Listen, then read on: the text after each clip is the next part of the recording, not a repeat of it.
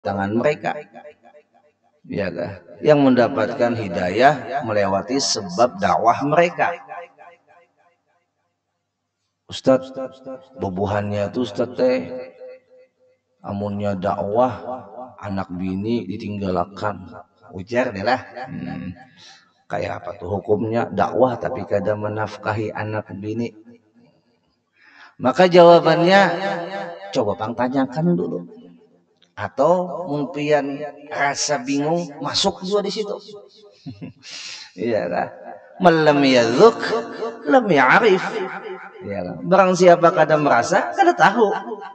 Mun sekedar khabar bin khabar, maka kita akan temakan hal yang tidak pasti kalau kita kada langsung melihat dengan mata kepala sendiri dan menyaksikan bujur. Kayak itu hubungannya. Kayak itu konsep dakwah mereka. Lalu rasa penasaran itu membangkitkan kita untuk masuk ke dalamnya. Di antaranya Al-Fakir dulu waktu di Hadramaut di Tarim itu disuruh oleh guru mulia Al-Habib Umar bin Muhammad bin Salim bin Hafid. Jadi santri-santri Darul Mustafa itu ada setiap bulan yang disebut dengan khurujud dakwah. Harus keluar dakwah ke pelosok-pelosok yang mereka itu butuh sekali yang namanya ilmu. Tapi karena kada ada yang memfasilitasi, lalu ulama kada sampai ke sana. Ya, pertama tadi bubuhannya kada kaum fasilitasi, ulamanya pun masuk ke sana kada ada yang menjembatani. Ya. Akhirnya disuruh khurujud dakwah, tiba setahun sekali khurujud dakwah yang jauh. Pada saat itu siapa yang siap ikut keluar bersama, langsung disebutkan itu bersama bergabung dengan bubuhan Ashabut Tablik. Padahal kami bukan Ashabut Tablik, tapi disuruh bergabung supaya mengetahui jalan mereka. Iya kan? Kemana? Ke Hudaidah. Hudaidah itu dekat dengan Zabid namanya. Hudaidah itu di pinggiran laut Yaman Utara. Kalau Hadramaut Yaman Selatan. Perjalanannya dari Hadramaut ke Hudaidah memerlukan waktu kurang lebih 18 jam. Itu jajakan supir bis sudah 100-120. Karena di sana jalan sunyi. Ada kayak wadah kita, ya kah, macet. Sunyi jalan sana. Sesampai di sana 3 hari 3 malam kami ikut. Bangun kemah siap, ya kah, masak seorang harus siap, bawa ongkos seorang harus siap, ya kah. Habis itu ada kawan yang wani batakun lawan salah satu masyayikhnya. Artinya bujurkah nih yang namanya dakwah bubuhan pian ini anak bini ditelantarkan, nih bahasa Banjar kita lah. Jawaban mereka, sebelum kami meninggalkan anak bini sudah kami siapkan di rumah segala kebutuhannya. Kita aja nggak ada tahu. Jamaah, sebelum mereka meninggalkan anak bini khurujud dakwah, mereka sudah meninggalkan, ya kah, secukupnya untuk anak bini. Berangkatnya mereka tidak melepaskan tanggung jawab. Lalu ada lagi yang bertakun, tapi ada sebahagian yang kada kaya itu jawaban mereka, jangan pun kami, ya kah, di dalam keluarga yang kecil dia kada semua ada yang baik, ada aja yang oknum yang salah dalam menjalankan tugasnya. Dan konsep dakwah kami, kata mereka, sebelum kami khurujud dakwah, keluar dakwah, kami harus siap dulu mengongkosi anak bini yang cikal bakal kami tinggalkan. Sumpama sebulan musta'idin siap untuk dakwah keluar, maka dalam sebulan itu harus dicukupkan dulu nafkah anak bini baru boleh keluar. Nah ini kadang-kala kita langsung memandang mereka sebelah mata, ini bukan Ashabut Tablik begini. Tidak begitu semuanya Bapak Ibu. Yang kedua, mereka khidmah kepada Allah apa adanya, tanpa mengharapkan imbalan, bahkan berongkos seorang. Ya Allah, yang bikin kami meneteskan air mata itu makannya apa adanya. Padahal di kampungnya si Dini sugih. Si Dini sugih. Ada yang cerita ke ulun, tahulah tuh yang memasak itu di kampungnya orang sugih.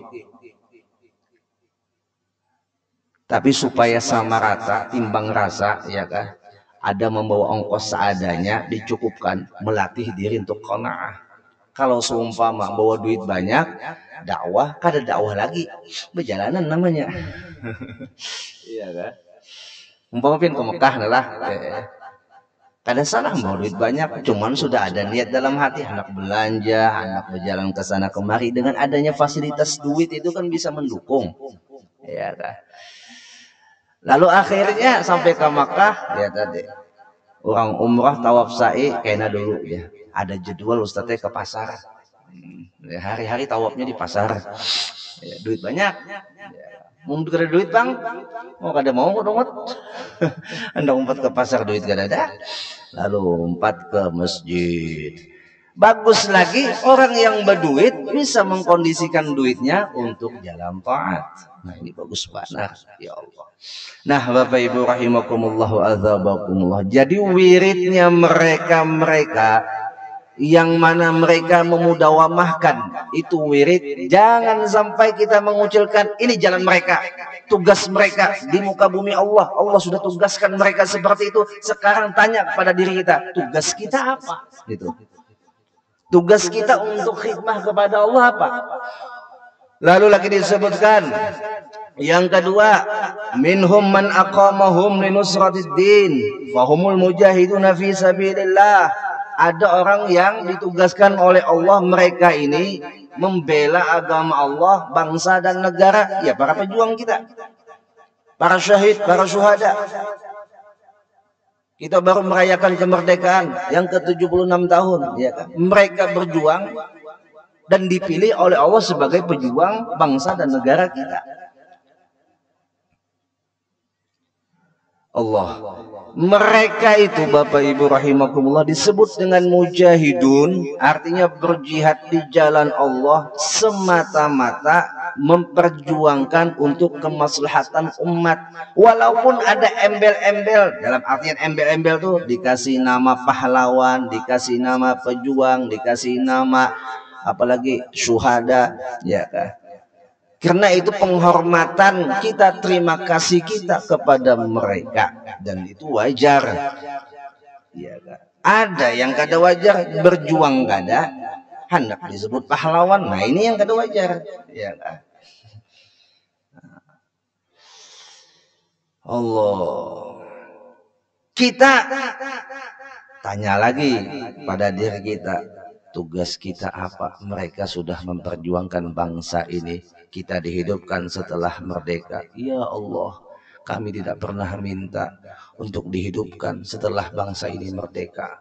Kami tidak pernah minta kepada pian untuk dihidupkan, menikmati daripada ini kemerdekaan.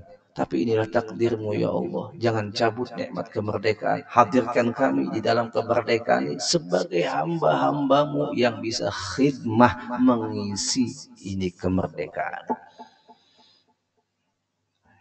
Cinta tanah air bagian dari iman. Oh, itu sudah sering kita dengar. Hubbul watan minal iman. Cinta tanah air bagian daripada iman. Kalau pian cinta kepada tanah air ini tidak pian, maaf nih lah, tidak pian gunakan semena-mena. Bumi yang pian pijak akan pian bangun di atasnya sesuatu yang manfaat. Bumi mana? Bumi Indonesia yang sudah merdeka. Tugas kita membangun bangunan di atas bumi yang sudah merdeka dengan bangunan yang bisa memanfaatkan dan bermanfaat kepada generasi selanjutnya. Pian bangun masjid, ini bumi Indonesia, ya kah? Walaupun namanya komplek Kenanga, komplek aja jalan dari sini.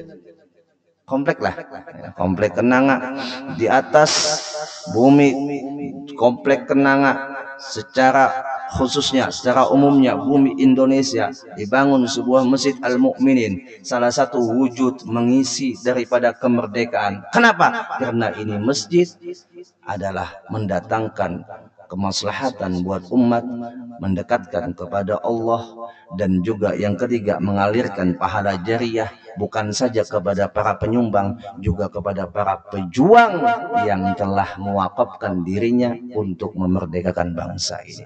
Itu tanda terima kasih. Jangan munnya cinta tanah air, tanahnya dijual. Nah itu kan cinta tanah air Bapak Ibu. Jemaah. Ya. Membujur cinta tanah air, rawat bumi yang dicinta ini. Tanah dan air yang ada di bumi Indonesia dijaga, dipelihara, dirawat, jangan sampai dijual. Itu yang namanya cinta tanah air. Allah, jangan sampai hanya kata semboyan cinta tanah air diucapkan di atas mimbar-mimbar podium, tapi nyatanya dijual ke sana kemari kepada bangsa lain. Sayang, 1000 kali sayang, hanya sekedar ucapan. Ternyata tanah airnya bukan dicintai secara hakikat, tapi hanya sekedar ucapan. Allah. Nah, Bapak Ibu rahimakumullah wa azabakumullah. Dan yang selanjutnya minhum man aqamahum litasqinil ibad wa riayatihim wa siyasatihim fahumul umara wassalatinal adilun. Di antara mereka ada juga yang khidmah kepada Allah, tugas mereka apa? Litasqinil ibad, menyediakan tempat-tempat bagi hamba-hambanya di bumi atau di negara yang ia miliki, yang ia duduki. Wa riayatihim, dan kepada masyarakat atau rakyat mereka. Wa siyasatihim, yang mereka tugas untuk siasat ataupun politik mereka. Fahumul umara, mereka itulah bagian yang disebut dengan para umara, para pemimpin. Mereka dapat kebagian khidmah kepada Allah. Ya, as-salatin, para presiden, gubernur, bupati, dan seterusnya, mereka dapat kebagian khidmah kepada Allah dengan cara apa? Dengan cara menjalankan tugasnya sesuai amanah yang sudah diberikan kepadanya. Mudah bagi mereka untuk masuk surga kalau mereka menjalankan di jalan yang sudah disyariatkan, di jalan yang benar, di jalan yang diridhoi Allah. Gunakanlah kekuasaan itu untuk mendatangkan kemaslahatan di dunia dan kemanfaatan di akhirat. Lalu dengan tanda tangan bikin perda peraturan daerah hari Jumat dilarang berjualan, umpama ya kah, ditandatangani oleh si kepala wilayah itu. Berlaku perda itu, selama berlaku dia mendapatkan pahala. Kenapa? Menetapkan suatu peraturan daerah bukan saja untuk memaslahatkan umat, juga menghormati hari yang dimana hari itu adalah hari yang dimuliakan Allah. Kalau pada sampai ke situ, Ustadz, karena negara kita bukan negara Islam, oke lah, pas Jumatan barang. Ya lah, yang mohon maaf aja Bang, sangat disayangkan mohon pas Jumatan itu, ya Allah, orang khutbahnya makan pentol di luar. Jamaah. Ya. Yang jual pentol silahkan pian berjualan, halal yang pian lakukan, tapi bukan halal yang pian harus dapatkan. Juga at-thayyib, keberkahan, halalan thayyiba, makanya disebut halalan thayyiba, bukan sekedar halal, thayyibnya pun harus pian tuntut keberkahan dalam usaha pian yang halal tadi. Lalu ketika Jumatan, Allahu Akbar, Allahu Akbar, tutup dulu lah, kena pulang, tutup, ampar saja dah. Iya dah. Tuntung orang Jumatan, buka pulang, bismillah. Nah itu namanya halalan thayyib. Kita tidak membatasi usaha orang, kita tidak membatasi gawian orang, tapi kita hanya memberikan waktu setumat untuk sama-sama menghadap Allah yang telah memampukan kita, yang telah memberikan kekuatan kepada kita untuk bisa ikhtiar dan bagawi. Yang selanjutnya minhum man aqamahum li'imaratil bilad wa ma'ashihim fahumut tujjarus shadiqun. Nah ini pulang, di antara mereka ada orang yang ditugaskan oleh Allah khidmahnya untuk membina ekonomi umat, ekonomi hamba, di mana Allah tugaskan mereka sebagai pedagang, sebagai pengusaha, sebagai pembisnis. Ya, silakan ujar Allah, kalian jadi pedagang, silakan kalian jadi pembisnis, kan silakan. Islam sangat kompleks, bahkan Nabi kita Muhammad seorang pedagang, betul atau tidak? Nabi kita Muhammad seorang pengembala, Nabi kita Muhammad seorang pemimpin, tentara, ya kah? Pemimpin umat, pemimpin sholat, ulama, umara, lengkap ada pada diri sini sebagai contoh tauladan. Baik para pedagang, ayo contoh Nabi Muhammad, kayak perdagangannya Nabi Muhammad. Ya, disebutkan dalam hadis at-tajirus shadiq, pedagang yang jujur, pedagang yang benar, yuhsyaru yaumal qiyamah ma'an nabiyyin wasyuhada'i wassalihin. Pedagang yang benar, yang jujur nanti akan dikumpulkan di hari kiamat bersama para nabi. Ayo pian. Ulama pun bisa dikalahkan bagi orang yang bujur-bujur berdagangnya, orang yang benar-benar dalam dagangannya, tidak menginginkan kekayaan melewati jalan yang culas. Ya kah, timbangan kada dimanipulasi, habis itu barang yang kada luarsa, yang kada layak dijual sudah, ya kah, jangan dijual. Di Saudi itu Bapak Ibu, kalaunya seumpama toko atau minimarket itu terdapat makanan yang kada luarsa, ya kah, itu tokonya langsung disegel, ditutup. Apabila di toko itu masih menjual barang yang kada luarsa, tokonya langsung ditutup tanpa basa-basi. Jadi apabila ada barang kada luarsa sudah disimpan oleh mereka, kada lagi dijual, ya kah. Karena tadi apabila yang dijual itu menyakiti umat, menyakiti masyarakat, olah orang keracunan, maka yang rugi siapa? Yang rugi negara juga. Artinya tidak memberikan kemaslahatan kepada masyarakatnya. Nah, lalu para pedagang yang jujur, pembisnis yang jujur, tukang tambal ban masuk, tukang gunting masuk, ya kah? Petani masuk.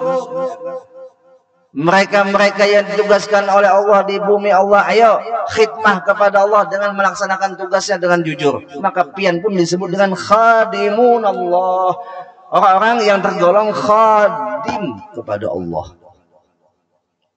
Kita tuh khadim, jadi khadamnya orang yang mulia aja. Umpama nih, di sini ada orang yang pernah berkhidmah lawan Abah Guru Sukumpul, ya kan? Dalam hari-harinya khidmah lawan Abah Guru Sukumpul, baru hanya titelnya khidmah, hanya tukang angkat akan sandal. Itu si pelayan, si khadim tadi umpat juga dimuliakan orang. Bujur ada kah? Pian ini masya Allah baharilah khadamnya Abah Guru Sukumpul, minta pang doa barakah pian yang pian parak lawan Abah Guru Sukumpul. Ujar sih, aku ini hanya khadam. Apalagi kita khadam dengan Allah. Apakah khadam mulia? Yang pengusaha jadi khadam Allah, ya kah? Yang pemimpin jadi khadam Allah. Jadi kadang melulu harus ustadz jadi khadam Allah. Apabila pian menjadi khadam, man khadam ghadam, barang siapa khidmah, jadi pembantu Allah, menjadi pembantu agama, apapun profesi pian, maka khadam akan terdahulu masuk ke dalam surga. Allah Sayyidul Qaum khadimuhum, pemimpinnya satu golongan yang jadi khadam di dalam kelompok itu. Di masjid, ya kah, yang tugas bendahara, khadamnya mengamankan duit, ya kah, mengatur pengelolaan keuangan. Khadam, sekretaris, tukang catat, khadam, ya kah, yang menghidupi lampu, khadam. Maka pian adalah Sayyidul Qaum khadimuhum. Al-ilmu bita'allum wal barakah bitakhadum. Ilmu itu didapat dengan dituntut ilmunya, belajar maksudnya, dan barokah dituntut dengan berkhadam, berkhidmah. Khidmah kepada negara saja akan mendapatkan nama harum sampai saat ini dikenal. Ya, tambah lagi khidmah dengan negara plus niatnya untuk Allah, karena Allah. maka harumlah namanya. Lagunya disenandungkan setiap tahun, bahkan di setiap apel upacara dinyanyikan lagu kebangsaan. Padahal dia makan nasi, kita makan nasi. Dia punya bini, kita punya bini. Dia punya anak, kita punya anak. Dia punya rumah, kita punya rumah. Dia buang kotoran, kita juga buang kotoran. Tapi dalam tugasnya tadi khidmah kepada negara dengan hanya menuliskan sebuah lagu, ya kan? Menuliskan sebuah lagu, mengarang sebuah lagu, lalu lagu itu dinyanyikan. Apakah tidak mengalir terus pahala jariah kepada yang mengarang itu lagu terus menerus, ya kan? Sama pian tiap malam Jumat membaca Dalailul Khairat, membaca Burdatul Madih umpama, ya kan? Membaca Maulid Al-Habsyi, Maulid Di'ullami, Maulid Al-Azab, Maulid Berjanji, Maulid Syahrul Anam dan lain sebagainya. Itu mereka mengarang. Pertama kali mengarang, mereka niatnya adalah mengungkapkan rasa cinta mereka kepada Nabi Muhammad, ya kan? Kayak pian cinta kepada kekasih, pian ungkapkan dengan kata-kata indah. Lalu tuangan kata-kata itu dikumpulkan menjadi sebuah buku yang disebut dengan pujian-pujian kepada Nabi Muhammad, madaih, pujian-pujian senandung, qasidah kepada Nabi Muhammad. Lalu disebut dengan maulid. Kenapa jadi maulid? Karena di dalamnya menceritakan mulai Nabi kita lahir sampai Nabi kita wafat. Jadi ketika pian baca maulid itu, kalau bahasa kita Indonesia, sama pian berkisah tentang perjalanan Nabi Muhammad. Lalu yang menuangkan kisah itu terus mendapatkan pahala. Kenapa? Oleh sebab terus dibaca oleh kita. Tidakkah kita senang umpama nih, maaf pian nih membangun masjid, ya kah, sama gotong royong walaupun cuma 10.000 rupiah, ya kah? Tidakkah senang pian nanti di kuburan masjid ini terus dipakai untuk ibadah, pian dapat mengalir pahala di kuburan. Ini yang kada pian rasa pada saat ini, nanti pian rasa di kuburan. Hari ini pian kada merasa duit 10.000 itu nanti ada manfaatnya di kuburan. 10.000, 20.000, ya Allah. Umpama nih lah yang bisa kemampuan di dalam materi, ayo kita patungan yuk nah, 1 juta seorang, kali orang 100 juta dah. 1 juta ada artinya bagi orang yang berduit, bagi orang yang berduit, ya kan? Kali 100 juta dah. Apalagi mau 10 juta seorang, untung lakas masjid. Apalagi ini masya Allah masjid kita di sini luar biasa. Ulun senang mana di sini, kenapa? Halamannya luas. Masuk sini ya Allah. Di dalam hati terbesit apa yang pernah diucapkan oleh almarhum Abu Ya. Walat, aku tuh sini nak mana bisi masjid yang luas, halamannya bagus. Kenapa? Ya cerita orang yang pandai mendudukan jalan dunianya adalah ketika dia gunakan dunianya untuk aset akhiratnya. Allah. Nah ini salah satu keutamaan pian yang menyumbangsihkan untuk masjid ini. Nanti pian akan merasakan. Mudah-mudahan kita mendapatkan pahala jariah insyaallah. Amin. Allah. Dan yang selanjutnya minhum man aqamahu bi tarbiyatil aitam wad-du'afa wal aramil wa humul kafirun. Dan di antara mereka ada yang khidmahnya mengkafil. Mengkafil itu memelihara, menjaga, menyantuni paling minimal itu anak yatim dan janda-janda tuha. Ini janda-janda tuha. Jemaah, janda anu usah diminta ini banyak aja berambut yang menyantuni. وهو الأب الشفيق الرحيم باليتيم والأرملة.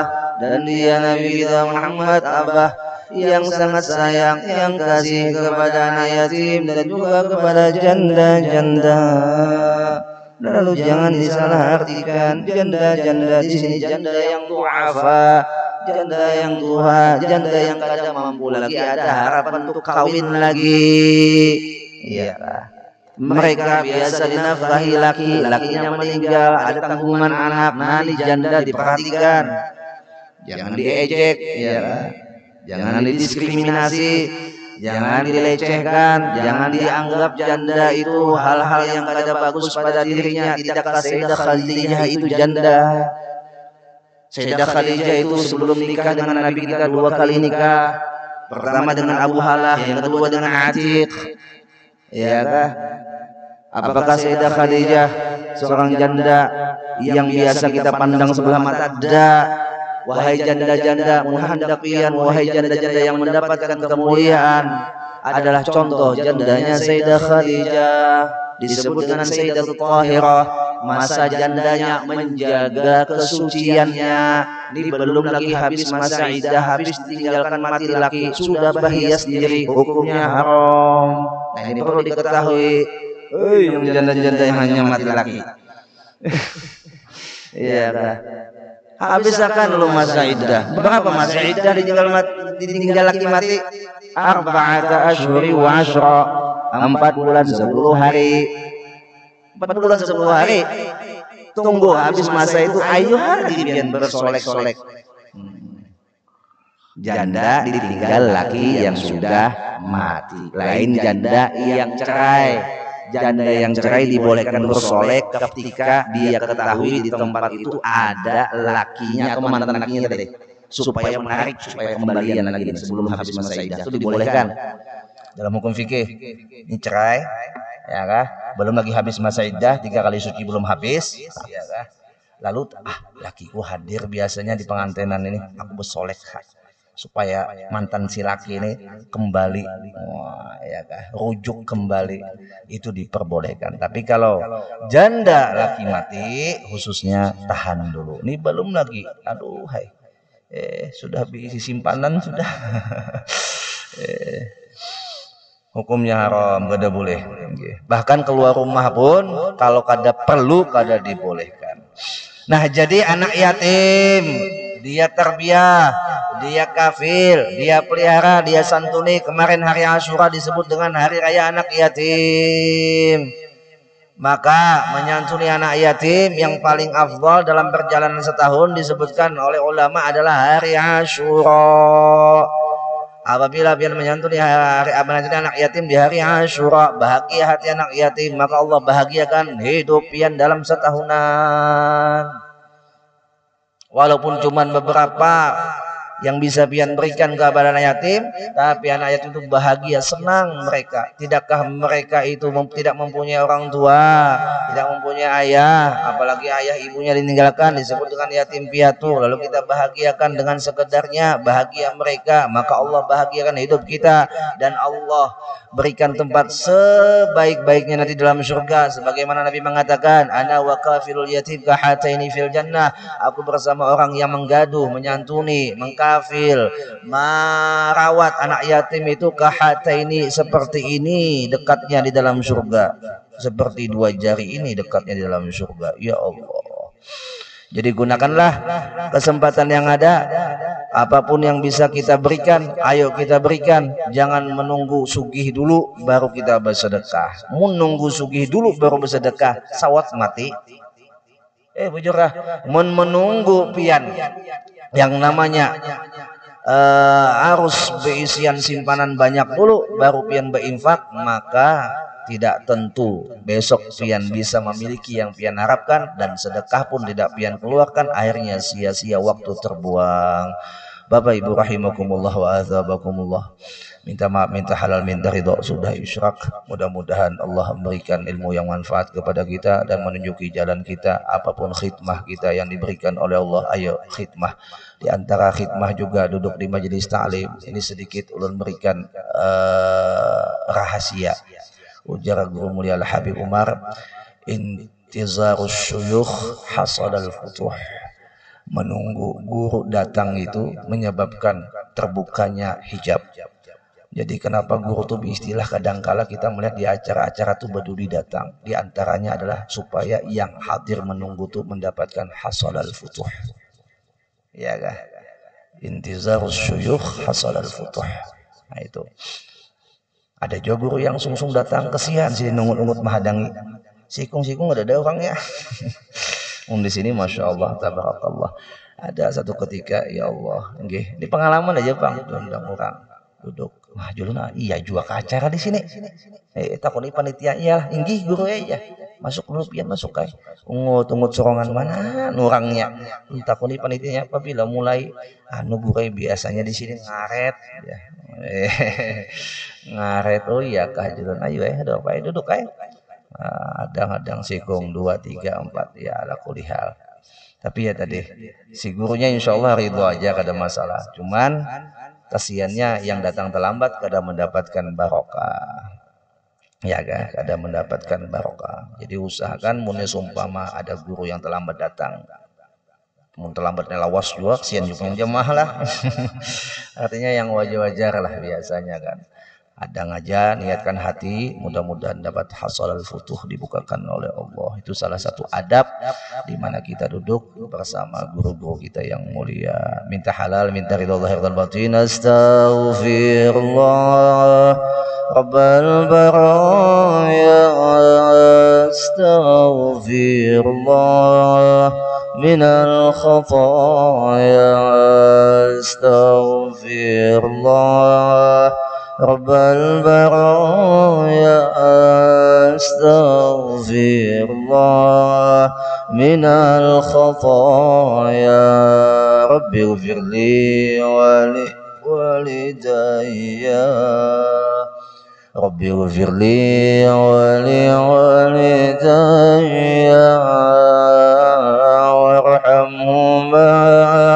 وارحمهما كما ربياني صغيرا. رب اغفر لي ولوالدي. رب اغفر لي ولوالدي وارحمهما